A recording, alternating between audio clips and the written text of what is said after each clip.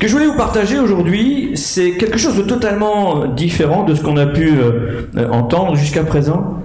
Je réalisais à quel point nous étions libres. Est-ce qu'on mesure le privilège que nous avons de vivre dans un pays libre? C'est pas toujours évident. Alors bien sûr, nos libertés sont limitées. Je veux dire, je suis libre de conduire une voiture, mais je suis pas libre de la conduire à 160 sur l'autoroute. Il y a des limites. Il faut dire aussi que certaines libertés auraient tendance un peu à s'étioler parce que des uns ou des autres auraient profité de cette liberté. On peut par exemple parler de la liberté d'expression qui aurait tendance un petit peu à se resserrer. On ne peut plus dire tout ce qu'on veut. On peut même plus plaisanter de tout ce qu'on veut. Mais nous sommes quand même dans un pays libre. On n'a pas vraiment l'occasion de se plaindre. Mais aujourd'hui, c'est pas de liberté dont je voudrais vous parler, c'est de prison. Est-ce que vous savez combien il y a de personnes en prison dans le monde? Approximativement, hein? On n'est pas à une près. 10 millions? 10 millions. Il y a 11,5 millions de personnes actuellement en prison dans le monde. Alors quand je dis actuellement, c'est pas hier, hein? Mais 11,5 millions de personnes. La prison, c'est pas seulement être dans une géole, être en détention. Certaines personnes également sont en prison parce qu'elles sont esclaves. L'esclavage moderne des hommes et des femmes. Ça représente à peu près 27,6 millions de personnes dans le monde. Beaucoup plus que de gens qui sont en prison.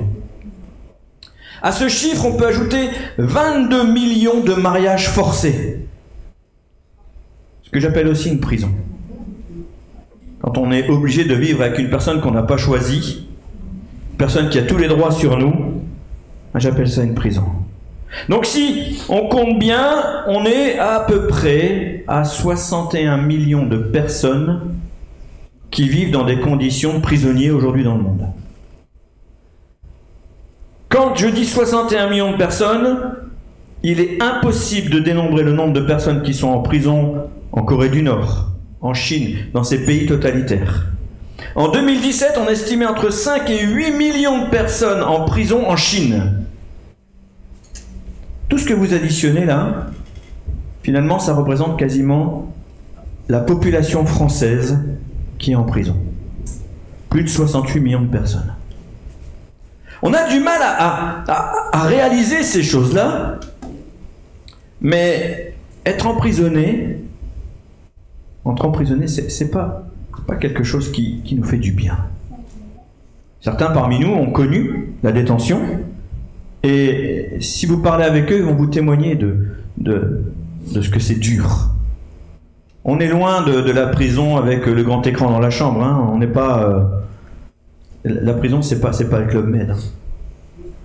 J'ai oublié, il y a des milliers, des millions de personnes également qui sont apatrides. Vous savez ce que c'est être apatride? C'est ne plus avoir de nationalité.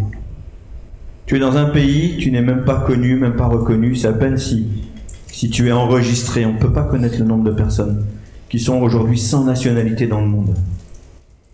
C'est extraordinaire de réaliser donc à quel point nous sommes libres ici. Et quand je regarde la Bible, eh bien je peux lire que certains personnages bibliques ont également connu la prison. Alors si je remonte au plus ancien, je pense que le nom qui nous reviendrait immédiatement, c'est Joseph, fils de Jacob, qui était emprisonné, alors d'abord esclave, puis emprisonné, et puis c'est pas le seul à avoir connu la prison. On peut citer facilement Pierre, Paul, Jean, on peut les citer. Mais ces hommes-là ont un point commun. Ils ont un point commun. Hormis d'avoir été en prison, ils ont ce point commun d'avoir eu une attitude en prison. Parce que la majorité d'entre eux n'ont pas été emprisonnés pour des raisons justes. Joseph a été emprisonné, pourquoi? Parce que ses frères étaient jaloux de lui. Jaloux de lui, Madame Potiphar qui va mentir à son sujet et il va se retrouver en prison. Ça, on est dans l'Ancien Testament, Genèse, à partir du chapitre 39. Si vous continuez dans l'Ancien Testament, vous allez voir que des prophètes ont également connu la prison.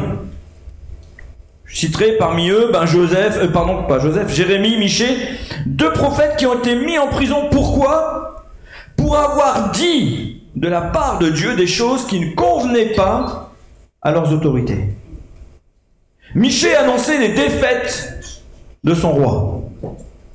Forcément, ça ne lui convenait pas. Allez, mettez-le en prison, il ne va pas me démotiver le peuple, celui-là.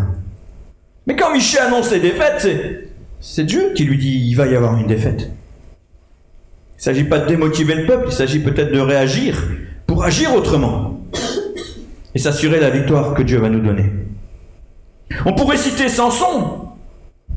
Samson qui est allé en prison parce que, c'était un des juges. Alors, c'est pas le meilleur des juges, hein, même si c'est un homme très fort. Mais c'est un juge en Israël. Les Philistins ne pensaient qu'à une seule chose, c'était de le mettre en prison pour humilier la nation.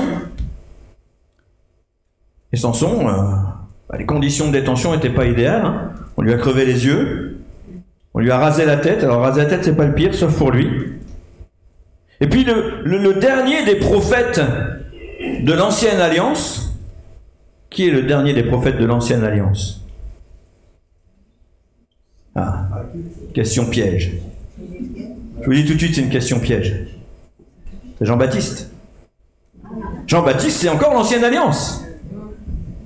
C'est le Nouveau Testament, mais c'est l'Ancienne Alliance. Le dernier des prophètes a connu la prison également. Pourquoi? Parce qu'il avait dénoncé la vie de débauché du roi Hérode. Il en a même perdu la tête, sans vouloir faire de mauvais jeux de mots.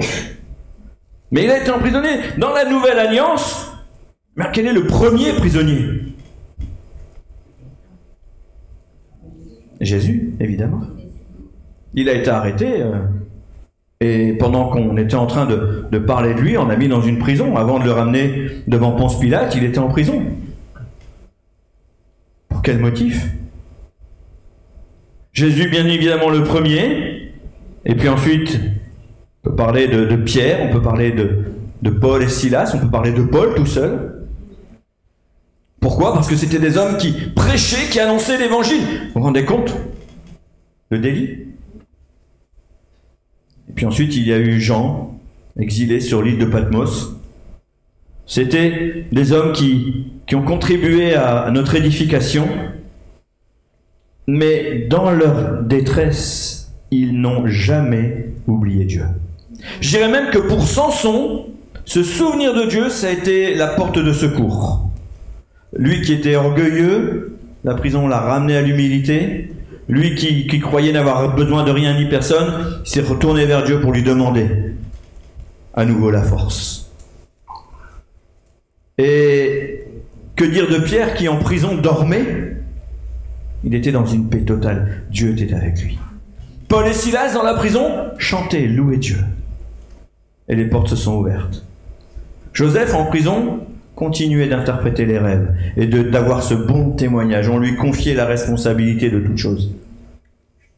C'était la différence entre des hommes qui aiment Dieu, des hommes et des femmes, on ne parle pas des femmes en prison dans la Bible, mais entre des hommes et des femmes qui aiment Dieu et ceux qui n'en ont rien à faire. En prison, ils continuent de briller pour Dieu. Ils continuent d'avoir cette assurance, d'avoir cette paix. Alors on est attentif à toutes les nouvelles que nous transmet, par exemple, aujourd'hui, Portes Ouvertes.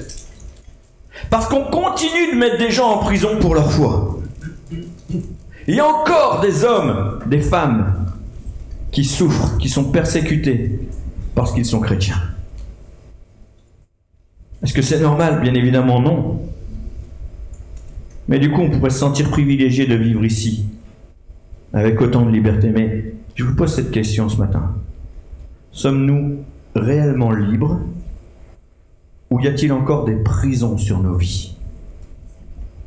Y a-t-il encore des choses qui t'empêchent d'être totalement libre? C'est facile d'annoncer la Bible en disant « Jésus m'a affranchi ». D'accord. Gloire à Dieu. Mais est-ce que tu es totalement libre? La première des prisons qu'on pourrait citer, évidemment, c'est le péché. Le péché nous rend captifs. C'est ce que Jésus nous dit dans Jean chapitre 8, verset 34. Et ça va s'afficher, hein, sous vos yeux ébahis. En vérité, je vous le dis, quiconque se livre au péché est esclave du péché. Alors évidemment, nous en avons terminé avec le péché. Nous sommes chrétiens, nés de nouveau, baptisés, on ne pêche plus. Celui qui dit qu'il ne pêche pas est un menteur. On est tous pécheurs. Alors nous qui sommes instruits selon la Bible, eh bien nous savons que le péché est la plus forte forme d'esclavage. C'est quelque chose qui nous tire vers le bas. Et le péché nous enferme. D'abord, il nous enferme dans le mensonge. Parce qu'on n'aime pas avouer nos péchés. On préfère dire que nous n'en avons pas, même si on dit avec fausse humilité que tout le monde est pécheur. Mais qui aime annoncer clairement son péché? Mais pour nous qui sommes chrétiens, on est au courant. Par contre, les gens du monde ignorent qu'ils sont esclaves du péché. Et là, il y a un énorme mensonge sur leur vie, c'est que ils sont pas. Moi, j'étais pas pécheur avant qu'on m'annonce l'évangile. Je n'avais pas ce problème. En tout cas, j'en étais sûr. Jusqu'à ce que le Saint-Esprit me convainc de péché, de justice et de jugement. Parce que les gens qui me disaient « t'es un pécheur comme tout le monde », en toute sincérité, ça n'avait aucun impact sur ma vie. J'ai pas tué, j'ai pas volé, j'ai menti, j'ai rien fait bien de méchant, mais je suis pas pécheur. Quand le Saint-Esprit nous convainc, là, ça change. Et là, on se rend compte qu'on est esclave. Mais les gens du monde ne sont pas esclaves du péché. Parce qu'ils n'en ont pas. Et ils s'enferment dans cette idée que rien n'est grave. Rien n'est interdit. Il est interdit d'interdire. Merci à Jean-Yann, cet humoriste décédé il y a quelque temps maintenant. Je ne sais pas si vous connaissez Jean-Yann, mais c'est lui qui a sorti cette magnifique phrase « Il est interdit d'interdire ». On était en mai 68 à l'époque. Et c'est vrai que c'est devenu presque un leitmotiv des athées. Je parlais hier avec un athée qui me disait « Non, moi tout ça, ça m'est complètement égal, quoi. Il n'y a pas de péché, et puis la vie a juste le sens qu'on lui donne, quoi. » Moi, je lui disais « La vie sans Dieu n'a aucun sens. » Lui me disait « La vie, elle a le sens qu'on veut lui donner. » D'accord, soit. Mais quand on réalise que le péché nous enferme, alors il y a le double effet qui se coule du péché. Quand on a compris ces choses-là, le péché vient nous enfermer dans une autre forme de travers, c'est celui de la culpabilité. Je me sens coupable. Et je me frappe. Et je pleure sur ma vie. Et je veux m'en débarrasser. Tout ce poids qui vient sur nous. On est esclave du péché. Et il n'y a qu'un seul moyen de s'en débarrasser, c'est Jésus. C'est l'antidote. Jésus vient nous libérer du péché. Et le péché est à l'image du diable. Il fait croire qu'il n'existe pas. Mais il est vraiment présent dans notre vie. Il est présent dans notre monde. Il est présent dans notre existence. Ne soyons pas de ceux qui se cachent les yeux. Beaucoup d'hommes et de femmes qui croient être sans péché imaginent que le péché c'est cool. Mais il n'y a rien de cool dans le péché. Il n'y a rien de cool dans le péché parce que le péché fait de toi un être mort, une âme morte. Tu ne peux pas être cool quand tu es mort. Tu ne peux pas vivre pleinement cette liberté que Dieu te donne. Et quand tu réalises ces choses, tu comprends pleinement ce qui est écrit dans Ecclésiaste au chapitre 3 verset 11. Dieu a mis dans le cœur de l'homme la pensée de l'éternité. Et là, soudain, tu réalises que cette prison dans laquelle tu es t'oblige à essayer d'en sortir. Je me suis laissé instruire avec cette réalité. Vous savez qu'en Allemagne, quelqu'un qui va s'évader de prison ne va pas prendre plus de prison ensuite. En France, vous vous évadez de prison, vous prenez 5 ans de plus. Quel que soit, alors au minimum, mais et tout dépend de la manière dont vous allez vous évader. Mais vous vous évadez de prison, vous allez prendre 5 ans de plus. En Allemagne, la personne doit faire 10 ans, elle s'évade au bout de 7. si elle se fait reprendre, il lui restera 3 ans à faire. Parce qu'on estime qu'il est légitime qu'un homme refuse d'être enfermé. Moi, je pense aussi que c'est légitime. Après, je ne suis pas ministre de la Justice, que Dieu m'en garde, mais je pense que, effectivement, on ne peut pas accepter d'être enfermé. N'acceptons pas d'être enfermés dans le péché. Et Christ veut nous en libérer. Jean 8, 32, vous connaîtrez la vérité vous affranchira, la vérité vous rendra libre. Tu veux être libre du péché, il faut aller à Christ. Il faut confesser ses fautes, il faut recevoir son pardon, et il faut lui demander de l'aide pour en sortir. Parce que, attention, ne méprisons pas une chose, c'est que Dieu va nous aider, mais il y aura toujours notre part. Dieu ne va pas tout faire pour toi. Tu veux être affranchi de ton péché, demande-lui de l'aide, mais mets aussi des choses en place pour en sortir. Je veux dire, si tu es addict à la drogue, hein, on va prendre un truc bien grave, addict à la drogue, tu veux en sortir, tu vas demander à Dieu de t'aider, il va générer en toi des grâces pour ta vie, t'aider à ne plus avoir ces sensations de manque, mais si tu continues d'aller dans les quartiers de deal, ben tu t'exposes. Alors j'ai pris quelque chose de flagrant, mais vous comprenez l'idée. Il y a la part de Dieu, mais il y a notre part, et Dieu ne fera jamais notre part. Est-ce qu'on a bien entendu ça? Bien sûr, il va toujours nous pardonner, si nous sommes sincères devant lui. La Bible dit qu'il prend plaisir à la miséricorde. C'est merveilleux quand même. Te pardonner, ça lui fait plaisir. Faut pas pécher pour lui faire plaisir. Hein. C'est pas le but. Mais te pardonner, ça lui fait plaisir. Mais n'oublie pas qu'il fera jamais ta part. La deuxième sorte de prison dans laquelle il nous est facile de rentrer en tant qu'enfant de Dieu, eh bien c'est la prison de nos pensées. Regardons 2 Corinthiens chapitre 10, les versets 4 et 5. L'apôtre Paul nous dit « Car les armes avec lesquelles nous combattons ne sont pas charnelles, mais elles sont puissantes par la vertu de Dieu pour renverser les forteresses. Nous renversons les raisonnements et toute hauteur qui s'élève contre la connaissance de Christ, et nous amenons toute pensée captive à l'obéissance de Christ. » Toute pensée captive à l'obéissance de Christ. Ça veut dire que je peux rendre mes pensées captives à l'obéissance de quelqu'un d'autre. D'autre chose. Je peux mettre mes pensées sous un joug étranger. L'apôtre Paul nous dit, amenons nos pensées captives à l'obéissance de Christ. C'est une démarche personnelle. La majorité des chrétiens regardent ce passage en disant, oui, je vais mettre mes pensées captives à Christ. Mais est-ce que tu peux réaliser que si tu dois faire ça, c'est qu'elles sont captives de quelqu'un d'autre ou de quelque chose d'autre?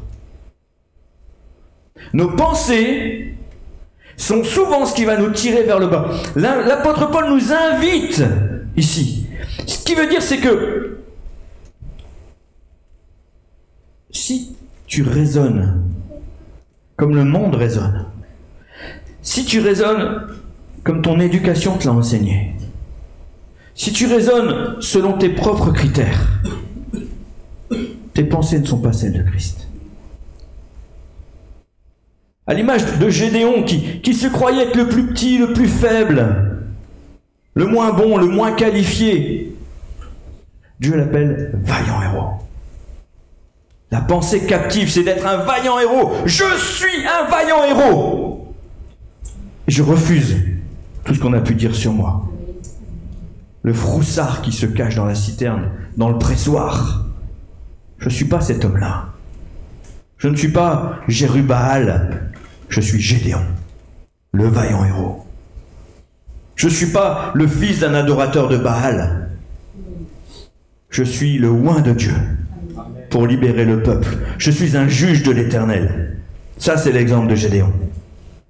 Rends ta pensée captive à l'obéissance de Christ. De la même manière, si tu reçois une conviction, si Dieu te parle clairement, tu dois nourrir cette conviction. Tu dois aller la chérir, tu dois la serrer contre ton cœur. Il faut toujours éprouver les choses, toujours. Surtout, ne prenez jamais quelque chose pour acquis. Mais éprouvez-le. Quand vous l'avez éprouvé, si cela a passé vos épreuves, si cela a passé les critères que vous étiez donnés, alors ne reculez plus. Gédéon, lui, il a mis des toisons au sol. Les signes étaient assez forts. D'abord qu'elle soit sèche quand tout est mouillé, ensuite qu'elle soit mouillée quand tout est sec. Bon, les signes étaient assez forts. Mais il n'a pas reculé. N'accepte plus qu'on te dise le contraire. Je m'adresse par exemple aux malades. Tu as une maladie grave. D'accord. On le sait, la maladie n'épargne pas même les chrétiens. Le malheur atteint souvent le juste, mais l'Éternel en délivre toujours. Tu as une maladie grave, tu demandes à ce qu'on prie pour toi, ou tu pries toi, de ton côté. Tu n'as pas toujours besoin de la prière des autres, même si ça fait du bien, quand les gens prient pour nous. Et tu reçois la conviction que tu es guéri. Alors, demande à Dieu de confirmer ces choses. Ne t'appuie jamais sur une émotion, sur une pensée. Mais tu as cette conviction que tu es guéri. Très bien. Demande des confirmations. Demande des signes improbables. Si tu les reçois, alors ne parle plus de ta maladie comme un fardeau à supporter. Ne parle plus de ta maladie comme de ta faiblesse. Parle-en comme d'une grâce d'être sous le regard de Dieu. Parle-en comme d'une grâce d'avoir été libéré.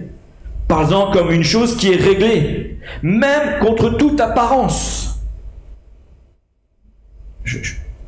Mais vous aussi, vous êtes nombreux à avoir parlé avec le pasteur Freddy. Cancer, phase 4. Comment ça va? Moi, je suis guéri. Ah, mais Freddy, je suis guéri. Je suis guéri. Dieu m'a dit qu'il me guérissait. Je suis guéri. Contre toute apparence. Je lutte, je veux rendre ma pensée captive à l'obéissance de Christ. Il m'a dit, je suis guéri, je suis guéri. Cette maladie ne devient plus mon fardeau, cette maladie devient mon témoignage. Cette maladie n'est plus ma faiblesse, cette maladie fait ma force parce que je m'accroche à ce que Dieu m'a dit. Et je refuse de me laisser abattre par quelque chose pour laquelle Dieu a dit, c'est terminé, c'est guéri. Et peut-être que je vais passer l'arme à gauche, peut-être, mais on va tous mourir, il faudra bien mourir de quelque chose de toute manière, peut-être, mais moi je refuse de dire que c'est cette maladie qui m'a emmené. Parce que je veux proclamer la guérison. Christ a dit que j'étais guéri, je suis guéri. Ça c'est ce qu'il y a de plus dur, parce que dans nos pensées, quand on a des douleurs, c'est insupportable. Vous savez, j'ai des petits calculs rénaux, tout petits cailloux, même pas 5 mm. C'est rien du tout dans le corps. Vous marchez dessus, ça s'effrite sous vos pieds. Mais un petit calcul rénal me mettait à terre, à vomir, j'étais malade comme un chien. J'avais envie de mourir. Je vous assure, c'est insupportable. On n'aime pas la douleur. On n'aime pas souffrir. On n'aime pas la maladie. Soyons attentifs à ce que Dieu dit. Est-ce que Dieu est obligé de te guérir? Bien sûr que non. Si vous regardez la Bible, Paul parle à Timothée et lui dit « Bois un peu de vin, c'est bon pour ton estomac ». Ça veut dire que Paul a un problème d'estomac et que Dieu n'a pas guéri. Pourtant, Paul a guéri des centaines de personnes. Mais son disciple, son fils dans la foi, il ne l'a pas guéri. Dieu n'est pas obligé. Dans ce cas-là, soigne-toi. Ne néglige jamais le soin. Et c'est pas parce que Dieu t'a dit que tu étais guéri, c'est pas parce que tu veux en faire ta force, ton témoignage, qu'il faut oublier de te soigner. On n'est pas obligé d'accepter la douleur. Bien qu'il proclame qu'il est guéri, le pasteur Freddy continue son traitement. Ça, c'est la sagesse. Si Dieu lui dit stop, il arrêtera. Mais surtout, sagesse. On a une sœur ici qui a payé très cher d'avoir On a failli perdre notre sœur parce elle s'est accrochée et elle a négligé son traitement. Mais Dieu n'a pas voulu qu'elle s'en aille. Et il l'a sauvée, il l'a gardée. Amen. Amen. Gloire à Dieu. Nos pensées sont souvent le premier domaine où nous nous enfermons. Et nous devons lutter, nous devons prier. Il faut prier contre toutes ces pensées qui ne viennent pas de Dieu. La majorité des chrétiens négligent ce genre de combat parce que, en vérité, on ne se bat pas contre la chair et le sang, mais on se bat contre les dominations, contre les puissances des ténèbres. On se bat contre les puissances de l'air qui veulent nous tirer vers le bas. Bien au contraire, Dieu vient nous insuffler des pensées et nous, on vient mettre les nôtres par-dessus. Ah, je suis pas à la hauteur. Ah, je suis pas assez bon. Ah, mais si jamais je perds mon temps à ça, je pourrais pas faire ça. Ah, mais si jamais je fais ça, je pourrais plus faire ça. Et combien sont nos raisonnements? Quand une personne entend cet appel dans ses pensées, immédiatement arrive, en général, la pensée de tu n'es pas à la hauteur. À l'échelle humaine, bon, ça peut être une chose, mais à l'échelle de Dieu, qui est à la hauteur? Personne n'est à la hauteur. Personne n'est à la hauteur de Dieu. Personne n'est à la hauteur des défis qu'il va nous lancer. C'est lui qui nous qualifie. C'est lui qui nous rend capables. Gloire à Jésus. Quand j'ai annoncé à ma famille que j'allais arrêter mon travail pour entrer dans un ministère à temps plein, les personnes dans ma famille m'ont dit mais de quoi tu vas vivre? De quoi tu vas... Et les pensées arrivent. Ah, c'est vrai. Refuse. Évidemment, Dieu va pourvoir. Et puis ces pensées-là, que vont dire les autres? Que vont dire tes amis, ta famille, tes collègues? Ah ouais. Ah ben moi je suis désolé, samedi matin je peux pas venir à la pétanque, je vais évangéliser. Ouais, il va évangéliser. Qu'est-ce qu'ils vont dire les autres? Et les pensées? Tu viens samedi matin? Ah non, j'ai un truc important à faire. Bah, qu'est-ce que t'as de plus important que de venir jouer à la pétanque? Bah, un truc vraiment important. Je vais pas le dire quand même. Je peux aller évangéliser dans la rue des gens que je connais pas, mais ceux que je connais, la honte. Non. Que tes pensées soient celles de Christ. Amen. Et puis il y a cette question, Seigneur, est-ce que ça vient vraiment de toi? Est-ce que c'est vraiment toi? T'inquiète pas, si c'est vraiment lui, il va confirmer. Mais fais le pas de foi. C'est Pierre sur la barque. Jésus, est-ce que c'est toi? Si c'est toi, ordonne que je vienne. Ben viens. Et il y va. Et il y va. Avançons par la foi. Comme nous disait Jésus dans Matthieu 6, verset 34, « Ne vous inquiétez donc pas du lendemain, car le lendemain aura soin de lui-même. À chaque jour suffit sa peine. » C'est aujourd'hui que tu dois faire le pas de foi. Mets tes pensées de côté. Et j'insiste sur ce dernier verset parce que il y a cette prison de la peur en général qui vient et qui nous saisit. Bien sûr, de quoi je vais vivre, bien sûr, qu'est-ce qu'ils vont penser, mais encore, la peur nous empêche d'agir. Ou nous empêche d'agir bien. Parfois, elle nous fait agir, mais mal. Comment on peut mal agir? Quand on recule. Là, on agit mal. Reculer, c'est agir, mais c'est agir mal. La peur de la réaction de l'autre, la peur de se faire mal, la peur de mourir, la peur de manquer. Alors on se lance pas. Est-ce que quand Dieu te demande un sacrifice, c'est pour que tu aies peur de quoi que ce soit? Est-ce que Dieu est redevable? Est-ce que Dieu te doit quelque chose? La Bible nous dit, dans Romains 8, 31, si Dieu est pour nous, qui sera contre nous? Alors on aime bien ce verset, hein? Ah ouais. On aime bien ce verset. Est-ce qu'on a remarqué d'abord que c'est une question? Et est-ce qu'on a remarqué cette petite coordination-là? Si Dieu est pour nous. Le si implique une condition. Et ici, la condition, c'est quoi? C'est est-ce que Dieu est avec moi ou il n'est pas avec moi dans cette affaire? Est-ce qu'on prend conscience de ça? C'est pas parce que je suis chrétien que Dieu est avec moi dans toutes mes affaires, hein? Ah ben, moi je suis enfant de Dieu, je suis avec mon père partout où je vais, et quand je fais des bêtises, eh ben il me couvre. Ah ben, si Dieu est avec moi, qui sera contre moi, après tout? C'est pas du tout ça. Si Dieu n'est pas avec toi dans ton affaire, alors là tu as des vraies raisons de t'inquiéter. Là, tu peux te poser des questions. Et il n'est pas trop tard, dans ce cas-là, pour changer d'attitude. Si Dieu est pour moi, qui sera contre moi? Si Dieu n'est pas pour moi, alors dans ce cas-là, il faut que je révise.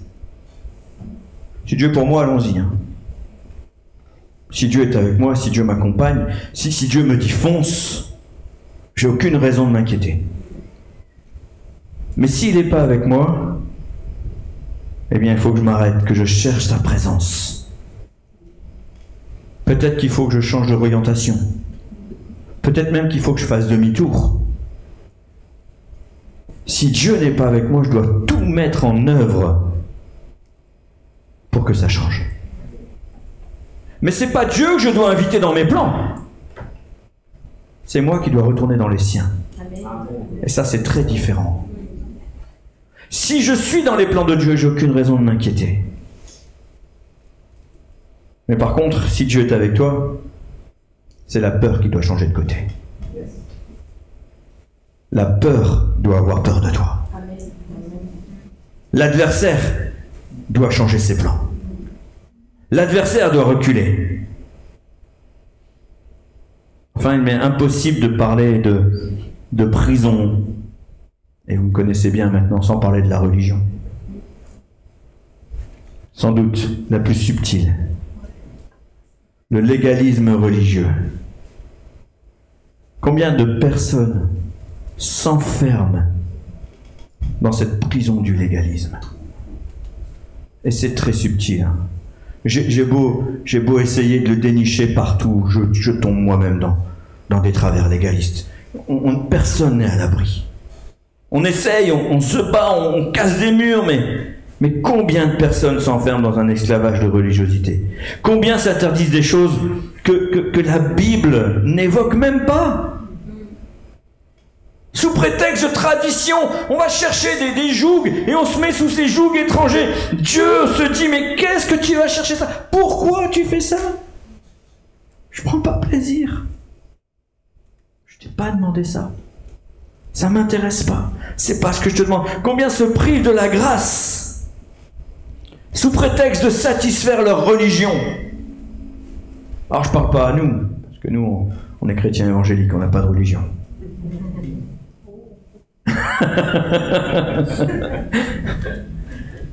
Non, bien évidemment, je parle aussi à nous. Il y a des exemples flagrants, mais croyez-moi, il y a aussi des exemples bien subtils. Exemple flagrant, allez, on va dénoncer, hein. L'interdiction du mariage des prêtres, par exemple. L'interdiction du mariage des prêtres. Alors, si on regarde la Bible, est-ce qu'on voit un endroit où il est écrit qu'un serviteur de Dieu ne peut pas se marier? Bah oui. C'est pas qu'il ne peut pas se marier. Si je prends 1 Corinthiens chapitre 7 verset 8, je vois ce que l'apôtre Paul dit. À ceux qui ne sont pas mariés et aux veuves, je dis qu'il est bon de rester comme moi. À l'époque, au moment où Paul écrit ça, il n'est pas marié. Ah bah, donc c'est la vérité. Si t'es pas marié, reste pas marié. Ah bah oui, un texte tiré de son contexte, t'en fais ce que tu veux. Regardons le verset d'avant, regardons le verset d'après. On va prendre le verset 7 jusqu'au verset 9. Je voudrais que tous les hommes fussent comme moi. Mais chacun tient de Dieu un don particulier. L'un d'une manière, l'autre d'une autre. Le célibat de Paul est un don, c'est un cadeau de Dieu, c'est quelque chose d'exceptionnel. C'est un don. on tient un don particulier. À ceux qui ne sont pas mariés aux veuves, je dis qu'il est bon de rester comme moi. Mais s'il manque de continence, qu'il se marie, car il vaut mieux se marier que de brûler. Toute la sagesse de la parole de Dieu. Je bénis Dieu de ne pas avoir le don de célibat. Mais c'est un don, c'est une grâce. Tout le monde n'est pas fait pour le célibat. Le célibat, c'est une capacité à vivre sans un vis-à-vis, alors que la Bible, dès le départ, nous dit qu'il n'est pas bon que l'homme soit seul. Est-ce qu'on peut réfléchir à ces choses-là? Au lieu d'imposer des choses aux gens qui veulent servir dans l'Église, on leur met des jougs. Et regardez ce que va dire le même apôtre à Timothée. Dans la première épître à Timothée au chapitre 4. Mais l'Esprit dit expressément que dans les derniers temps, quelques-uns abandonneront la foi pour s'attacher à quoi? À des esprits séducteurs et à des doctrines de démons. Par l'hypocrisie de faux docteurs portant la marque de la flétrissure dans leur propre conscience, prescrivant de ne pas se marier et de s'abstenir d'aliments que Dieu a créés pour qu'ils soient pris avec action de grâce par ceux qui sont fidèles et qui ont connu la vérité. Car tout ce que Dieu a créé est bon, et rien ne doit être rejeté pourvu qu'on le prenne avec action de grâce. Ah, mais moi, je suis de telle religion, alors je ne mange pas ça. Moi, je suis de telle religion, alors je ne fais pas ça. Mais il y a même des chrétiens qui s'interdisent de manger des choses par souci de religion. Parce que quand je dis ça, vous allez penser aux musulmans. Évidemment. Mais les juifs et certains chrétiens, je ne vais pas citer ici, on n'est pas là pour se faire des copains. Mais honnêtement, les amis, on appelle ça dans la Bible des doctrines de démons. Il faut appeler un chat un chat. C'est pas ces choses-là qui vont faire que tu sois un bon ou un mauvais chrétien. Prescrivant même de ne pas se marier. Est-ce qu'on lit ces choses? L'apôtre Paul nous annonce que par souci de religiosité, par tradition, des hommes vont se laisser influencer, cherchant à satisfaire le cœur de Dieu plus que en recevant Christ.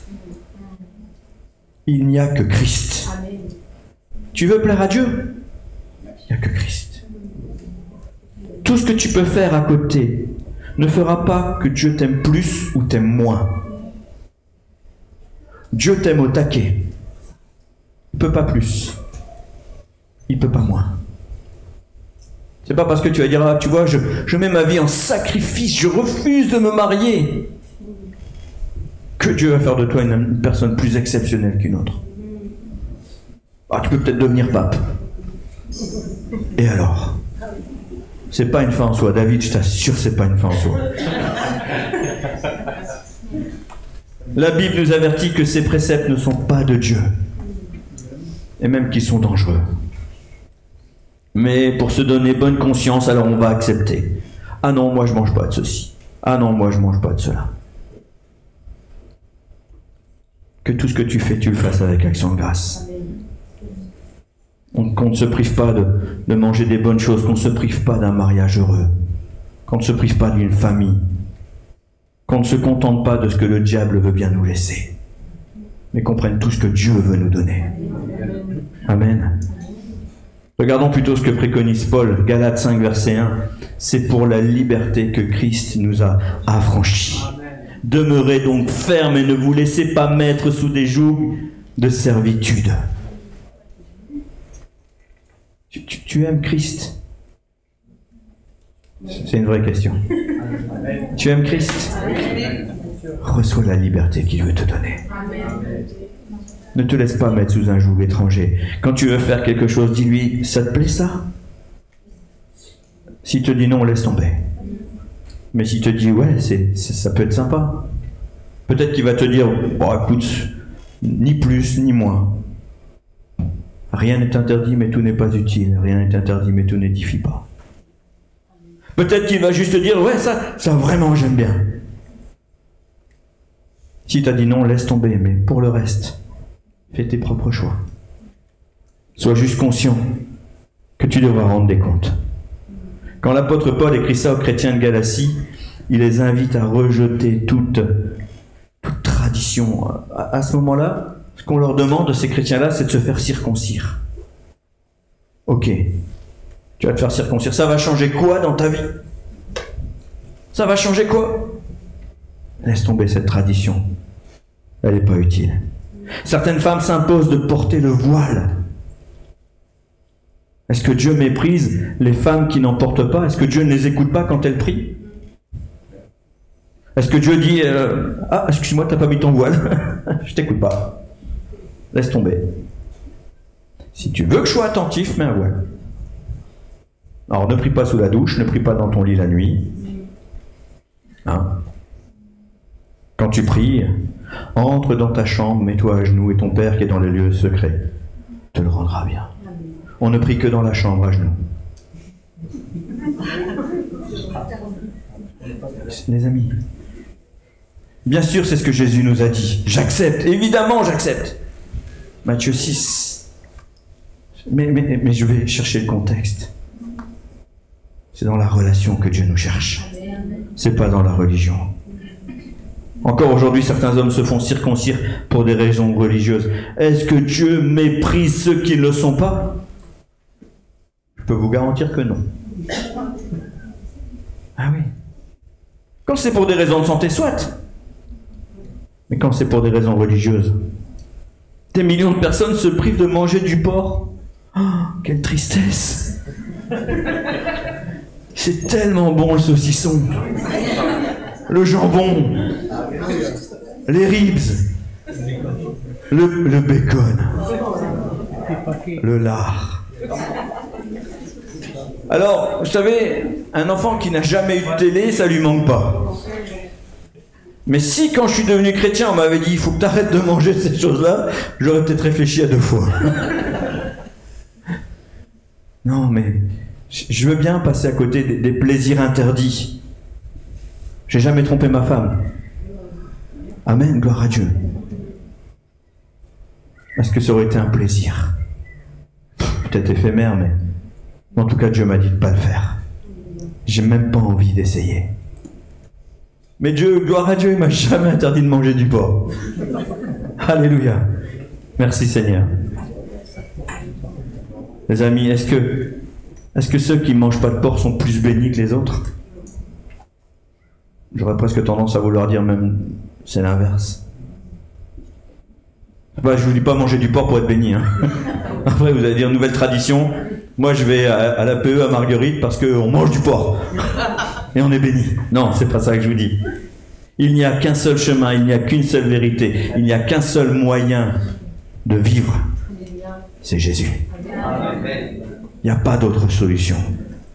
Tu veux toutes ces choses-là, donne ta vie à Christ et marche dans les voies qu'il t'annonce. Tout le reste, c'est vanité des vanités et poursuite du vent. Rien n'est interdit, mais tout n'est pas utile. Alors, je vous pose la question ce matin. Quelles sont les choses qui nous retiennent encore? Quelles sont ces choses qui nous tirent vers le bas? Quelles sont les prisons dans lesquelles on s'enferme? Quelles sont les croyances qui nous empêchent d'être totalement libres? Les croyances des autres, mais aussi les miennes. Je ne suis pas à la hauteur. Je ne peux pas y arriver. C'est bon pour les autres, c'est pas bon pour moi.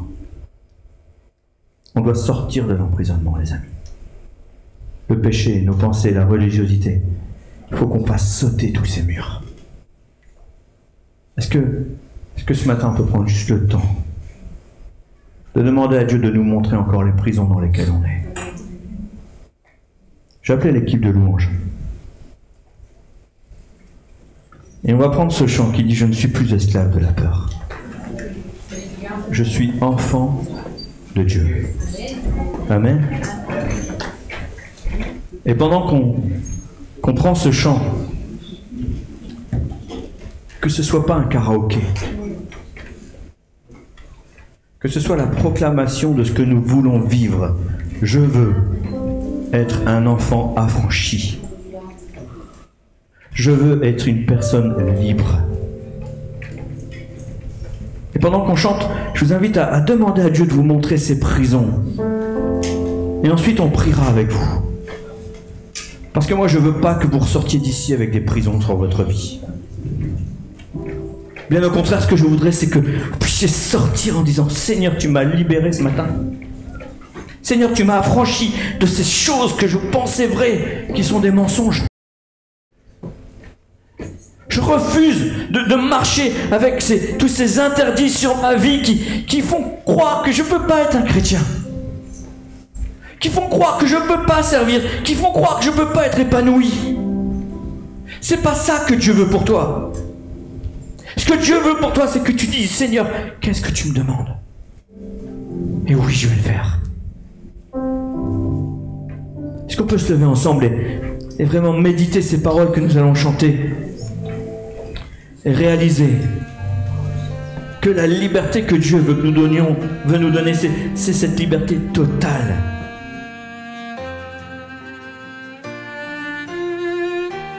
Tu m'as ébloui par tes mélodies, tu m'entoures d'un chant d'amour, chant de délivrance devant mes ennemis.